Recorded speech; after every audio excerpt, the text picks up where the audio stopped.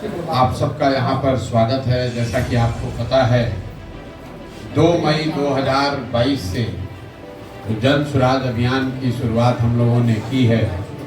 उसके तहत 2 अक्टूबर 2022 को पश्चिम चंपारण भितिहरवा गांधी आश्रम से हम लोगों ने जन सुराज अभियान के तहत एक पदयात्रा शुरू की रही है। उस पदयात्रा को करीब करीब अभी 2 वर्ष होने को आए हैं। इन 2 वर्षों में बिहार के करीब करीब 60% गांव, पंचायत और विधानसभा क्षेत्रों को पैदल अभी तक हम लोग चल पाए हैं। चंपारण से चलकर उत्तरी बिहार के ज़्यादातर जिलों को कवर करते हुए अभी हम लोग सुपौल तक पहुँचे हैं। सुपौल के बाद अभी ये पदयात्रा वहाँ से अररिया, किशनगंज, पूर्णिया, कटिहार होते हुए दक्षिण बिहार में हम लोग पहुँचेंगे और फिर दक्षिण बिहार में भागलपुर, बांका, जमुई, मुंगेर करके उस शाहबाद की दिशा में आएंगे। लेकिन यहाँ पहुँचने में अभी 6, 8, 9 महीने भी लग सकते हैं क्योंकि अभी काफ़ी एरिया बाकी है। लेकिन 2 बरस के इस प्रयास में सोशल मीडिया या आप लोगों के माध्यम से बहुत सारे लोग जो साथी जन सुराज अभियान इस परिकल्पना से जुड़े हुए हैं, उनकी मांग पर मैं आज एक दिन के लिए आज आपके ज़िले कैमूर में आया हूँ। कुछ साथी जो यहाँ जन सुराज से जुड़े हुए हैं उनसे मुलाकात करेंगे। यहाँ पर बगल में रामगढ़ के आपके यहाँ उपचुनाव है, वहाँ पर जो जन सुराज से साथी जुड़े हुए हैं उनसे चर्चा भी करेंगे कि क्या वो चुनाव लड़ना चाहते हैं। और शाम में यहाँ के प्रबुद्ध लोगों के साथ एक बैठक करेंगे और फिर मैं कल सुबह यहाँ से निकलूँगा। ये पदयात्रा का हिस्सा नहीं है, ये सिर्फ एक परिचय का दौरा है। पदयात्रा जब यहाँ करने आएंगे तो कैमूर जैसे ज़िले में कम से कम 20 से 25 दिन मुझे लगता है एक ज़िले को पैदल चलने में। जब यहाँ आएंगे तो उतना समय यहाँ बिताएंगे, गांव-गांव जाना, लोगों से मिलना, जो जन सुराज की परिकल्पना है, जो सोच है, जो उद्देश्य है, उसको लेकर लोगों को जगाना, समझाना, वो काम जब मैं यहाँ पदयात्रा में आऊँगा तब करूँगा। आज सिर्फ जन सुराज से जुड़े हुए साथियों से मिलना, उनके सवाल का जवाब देना, संगठन की यहाँ पर रूपरेखा क्या होगी, उनकी भूमिका क्या होगी, इस दिशा में हम लोग बात करने आए हैं।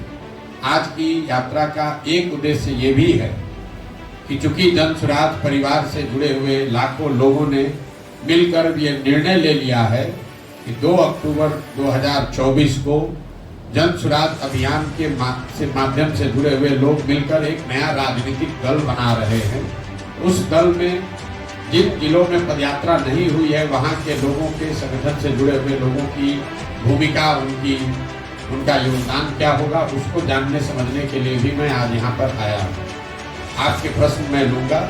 उससे पहले पदयात्रा का जो संक्षिप्त मेरा अभी तक का अनुभव है उसको संक्षिप्त 5-7 मिनट में मैं आपसे साझा करना चाहता हूँ। उसके बाद आपके प्रश्न लूँगा। पूरी पदयात्रा में 2 बरस करीब 5,500 गाँवों में पैदल चलने के बाद मेरा अपना मानना है कि बिहार में 3 जो सबसे बड़ी समस्या लोग बता रहे हैं। पहली समस्या है बेरोजगारी और पलायन का। ये 3 ऐसी समस्या है जिसको किसी वर्ग विशेष, जाति विशेष, समाज, गांव, जिला, पंचायत का समस्या नहीं है, सर्वस्पर्शी समस्या है। पहली समस्या है बेरोजगारी और पलायन। दूसरी समस्या है शिक्षा व्यवस्था का पूरी तरीके से ध्वस्त होना और तीसरी बड़ी समस्या है यहाँ किसानों की बदहाली। अब जो पहली, मैं तीनों बात को थोड़ा थोड़ा आपको समझाऊंगा कि लोगों ने क्या बताया, हम लोगों ने जमीन पर क्या देखा। जो पहली समस्या है बेरोजगारी और पलायन, इस पर खूब चर्चा होती है।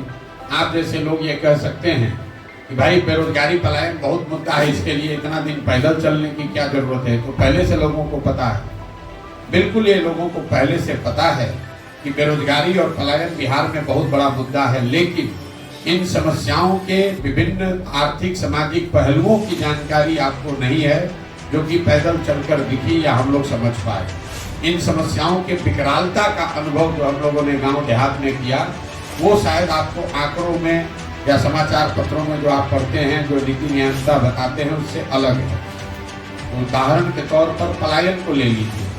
बिहार की सबसे बड़ी समस्या है पलायन। लोगों को लगता है कि पलायन यहाँ गरीब लोगों की समस्या है, गरीब परिवार के बच्चे मजदूरी करने के लिए, रोजी रोजगार, परिवार का भरण पोषण करने के लिए दूसरे राज्यों में जाकर काम करते हैं। लेकिन 2 बरस पैदल चलने के बाद मैं आपको विश्वास से कह सकता हूं कि पलायन यहाँ पर सिर्फ गरीबों की समस्या नहीं है। पलायन ऐसी समस्या है जो हर परिवार की समस्या है। फर्क बस इतना है कि गरीब परिवार के बच्चे मजदूरी करने के लिए बाहर जा रहे हैं और मध्यम वर्गीय परिवार के बच्चे नौकरी और पढ़ाई के लिए बाहर जा रहे हैं। लेकिन बाहर हर परिवार का बच्चा जा रहा है। अगर आपको मजदूरी करना है तो भी बाहर जाना है, पढ़ाई करनी है तो भी बाहर जाना है, नौकरी करना है तो भी बाहर जाना है, इलाज दवा कराना है तो भी बाहर जाना है। पलायन का असर ये है, दशकों से चलने वाले इस पलायन की वजह से लोगों के, समाज के मन में परिवार की परिकल्पना ही धीरे धीरे खत्म हो गई। हम लोग जब गांव में जाते हैं, शायद ही कोई ऐसा परिवार मिलता है जिसमें माँ बाप, पति पत्नी, बाल बच्चे एक साथ रह रहे हैं। ज्यादातर परिवारों में कोई एक ही या 2 पीढ़ी का आदमी रह रहा है, एक पीढ़ी का आदमी बाहर ही गया हुआ। आप लोग भी देखते होंगे गांव देहात में, जब हम लोग गांव में चलते हैं, गांव में बच्चे मिलते हैं, बूढ़े मिलते हैं, महिलाएं मिलती हैं, नवयुवक कहीं गांव में नहीं। ये पलायन की समस्या है। ये सिर्फ गरीबों का मामला नहीं है। दूसरा, पलायन सिर्फ श्रम का पलायन नहीं है। श्रम के पलायन पर खूब चर्चा हो रही है कि कितने लोग जा रहे हैं, लेकिन पलायन का दूसरा जो पहलू है कि श्रम का पलायन इसलिए है क्योंकि यहाँ से बहुत बड़ी संख्या में बुद्धि और पूंजी का पलायन है, जिसका कोई चर्चा नहीं कर रहा है। यहाँ से जो लोग पढ़ लिख गए वो वापस बिहार नहीं आ रहे हैं। और तीसरी जो सबसे बड़ा पलायन है, जो कि श्रम और बुद्धि से भी ज्यादा, वो है पूंजी का पलायन, जिस पर कोई चर्चा नहीं हो रही। हम लोग सोच रहे हैं कोई बाहर से आकर यहाँ 10,000 करोड़ का फैक्ट्री लगाएगा, 2,000 करोड़ रुपया का फैक्ट्री लगाएगा तो रोजगार मिलेगा। आपको हमको ये नहीं पता है कि पिछले 30 बरस में बिहार के बैंकों ने 26 लाख करोड़ रुपया, इसको याद रखिए, 26 लाख करोड़ रुपया बिहार के लोगों का जमा किया हुआ पैसा बैंकों ने दूसरे राज्यों में भेज दिया। ये सबसे बड़ा पलायन है। तो जो जन स्वराज की सोच है कि जब तक पूंजी का पलायन नहीं रुकेगा, तब तक बुद्धि का पलायन नहीं रुकेगा। जब तक बुद्धि का पलायन नहीं रुकेगा, तब तक श्रम का पलायन नहीं रुकेगा। लेकिन अगर पूंजी का पलायन रोक दिया जाए तो बुद्धिमान लोग, जो पढ़े लिखे समझदार लोग हैं, वो पूंजी का उपयोग करके यहीं पर रोजगार के अवसर पैदा करेंगे और उसी से श्रम का पलायन रुक सकता है। तो पलायन की जो बड़ी समस्या है, जिसको हम लोग समझते हैं कि पलायन मतलब मजदूर ट्रेन पर, बस में बैठ कर जा रहा है, ऐसी बात नहीं है। बिहार से बहुत बड़े पैमाने पर पूंजी का पलायन हो रहा है, बुद्धि का पलायन हो रहा है, जिसकी वजह से श्रम का पलायन उसका परिणाम है, वो कारण नहीं है। शरीर में इन्फेक्शन है तो आपको बुखार होगा। पूंजी और बुद्धि का पलायन है, इसलिए श्रमिकों को यहाँ से बाहर जाना पड़ रहा है। इसी तरह जो बेरोजगारी है, हम लोग को लगता है कि पढ़ा लिखा आदमी जो घर का गरीब है उसके लिए बेरोजगारी, रोजगार बहुत बड़ा मुद्दा है। ऐसी बात नहीं है। जब हम गांव में चलते हैं तो जो लोग 10 बीघा, 15 बीघा, 20 बीघा के मालिक हैं, बड़ा रोजी रोजगार व्यापार कर रहे हैं बिहार के नजरिए से, वो लोग भी आकर करते हैं, भैया 20,000 रुपया का भी नौकरी का बच्चे को दिलवा दीजिए। 20,000, 25,000 रुपया नौकरी के लिए अपने को बड़ा समझने वाले, बड़ा जो लोग हैं समाज के सामान्य मध्यम वर्गीय परिवार के लोग, वो भी अपने बच्चों के 20,000 रुपये, 25,000 रुपये के नौकरी के लिए भी उतना ही चिंतित हैं जितना सामान्य परिवार के बच्चे परेशान हैं। तो पलायन और बेरोजगारी ये सर्वस्पर्शी समस्या है। दूसरी समस्या मैंने आपको बताई, बिहार में एजुकेशन का ध्वस्त होना। मैं यही बिहार के सरकारी स्कूल से खुद पढ़ा हूँ।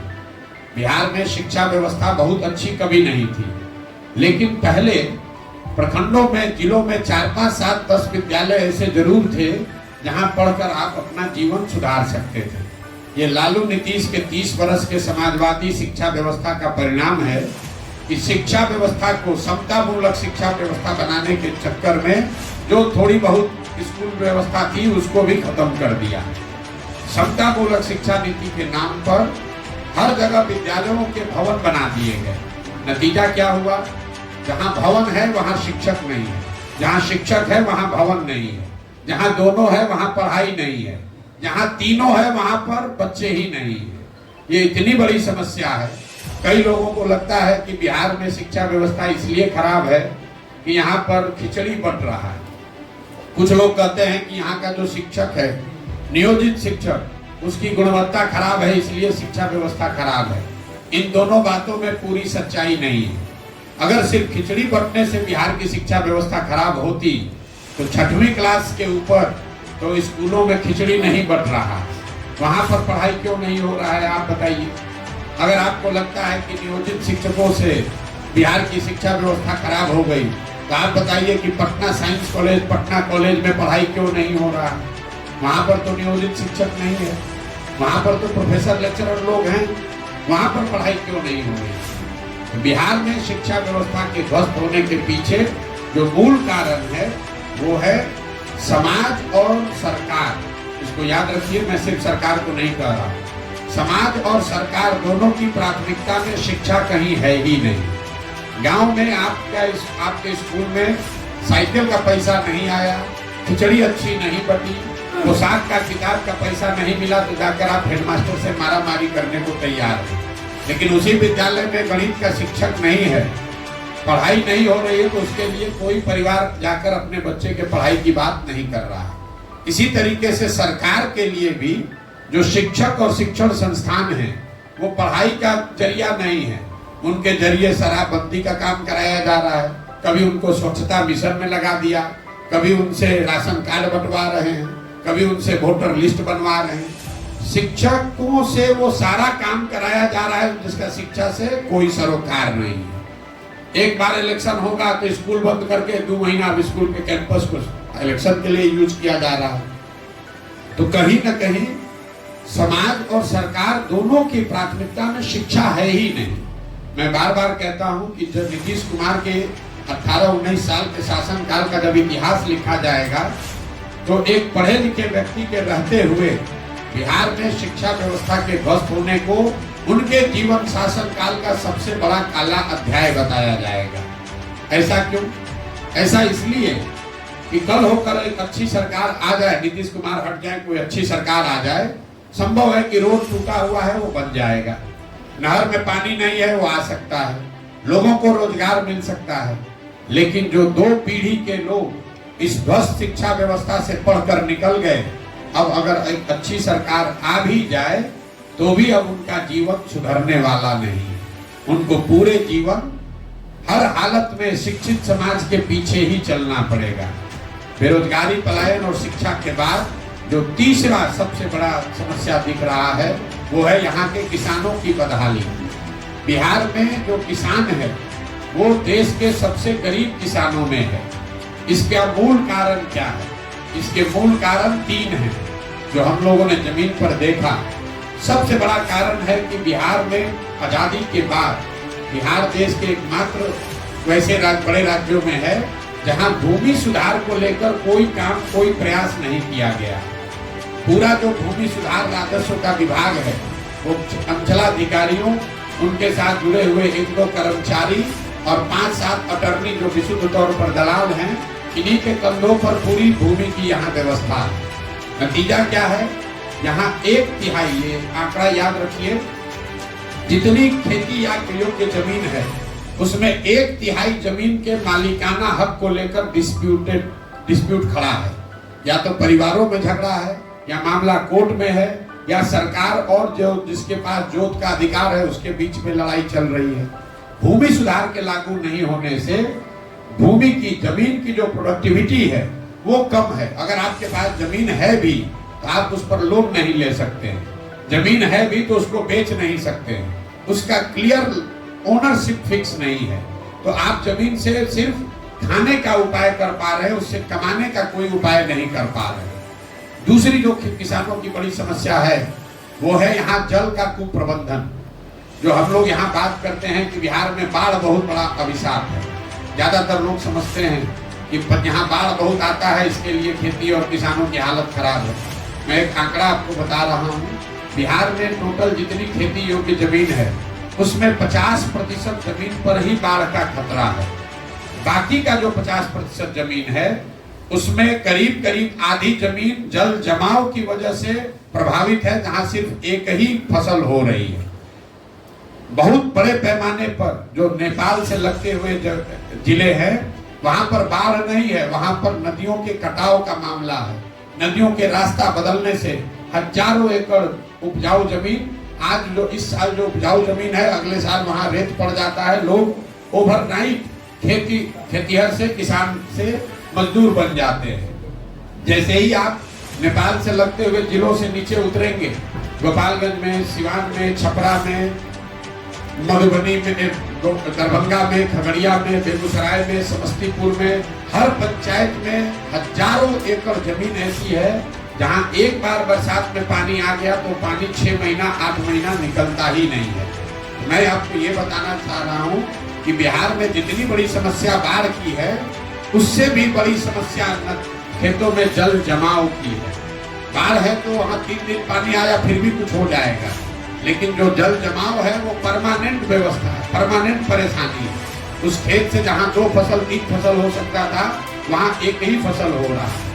दक्षिण बिहार में सूखे की बहुत बड़ी समस्या है, सिंचाई की समस्या बहुत है। एक आंकड़ा और याद कर लीजिए, बिहार देश का एकमात्र ऐसा राज्य है जहां पिछले 10 वर्ष में सिंचित भूमि की मात्रा 11% से कम हो गई है। जैसे आप गांव देहात में यहाँ देखते होंगे, लोग बताता है कि नहर में पहले पानी आता था, आजकल पानी नहीं आता है। तो नहरों के रख रखाव में जो कमी आई, जो नलकूप की व्यवस्था में कमी आई, उसके वजह से 11% सिंचित भूमि आज सूखे के चपेट में है। मतलब अगर 10 वर्ष पहले 100 एकड़ में नहरों और नलकूप से सिंचाई की व्यवस्था थी तो वो घट के अब 89 एकड़ ही रह गई है। लेकिन ये भूमि सुधार और जल कुप्रबंधन के बाद भी जो किसान यहाँ उपजा रहा है, उसके परेशानी का सबसे बड़ा कारण ये है कि एक आर्थिक सर्वेक्षण बताता है कि बिहार में जो किसान जो फसल उपजा रहा है उसको उसका उचित मूल्य न मिलने की वजह से हर साल यहाँ के किसानों को 15 से 20 हजार करोड़ रुपए का नुकसान हो रहा है। ये आंकड़ा याद रखिए, 15 से 20 हजार करोड़ रुपया हर साल आपका नुकसान हो रहा है, क्योंकि आपको फसल का उचित दाम नहीं मिल रहा है। ये धान का कटोरा है साहबाद, यहाँ घर घर धान का खेती हुआ है। धान का आधिकारिक मूल्य है 2100 रुपया। यहाँ कोई ऐसा किसान नहीं होगा जो 1500, 1600, 1700 से ज्यादा में धान बेचा है। हम लोग यहाँ बैठ के बात करते हैं कि पंजाब में किसान, हरियाणा में किसान बड़ा धनी है। तो एक आंकड़ा फिर याद रखिए, पिछले 10 वर्ष में पंजाब में 70% धान और 75% गेहूं सरकारी समर्थन मूल्य पर खरीदा बेचा गया। बिहार में ये पैक्स की जो व्यवस्था है, ये सारी व्यवस्था मिलाकर सिर्फ 13% धान ही यहाँ सरकारी मूल्य पर खरीदा गया है पिछले 10 वर्ष में, और 1% गेहूं सरकारी समर्थन मूल्य पर खरीदा गया। गेहूं में चूंकि मार्केट का रेट ज्यादा है इसलिए उतनी परेशानी नहीं है, लेकिन धान यहाँ पर औसतन 30 से 40% कम दाम पर आप बेच रहे हैं। यही हाल गन्ना का है, यही हाल मकई का है, यही हाल सब्जियों का है। कुल मिला जुलाकर भूमि सुधार का न लागू होना, जल की कुप्रबंधन, जल संसाधन जो विभाग है उसके द्वारा की जो कुप्रबंधन है, और किसानों को उचित फसल का दाम न मिलने की वजह से बिहार में किसानों की बहुत बड़ी बदहाली है। ये 3 जो समस्या है, मैं बाकी समस्या नहीं बता रहा हूँ कि रोड कहाँ खराब है, कि बिजली का बिल ज्यादा आ रहा है, कि क्या हो रहा है। ये समस्या है जो हर जिले, हर प्रखंड, हर वर्ग के लोग बता रहे हैं। बेरोजगारी, पलायन, शिक्षा और किसानों की बदहाली, ये सबसे बड़ी समस्या के तौर पर लोगों ने अभी तक बताया है।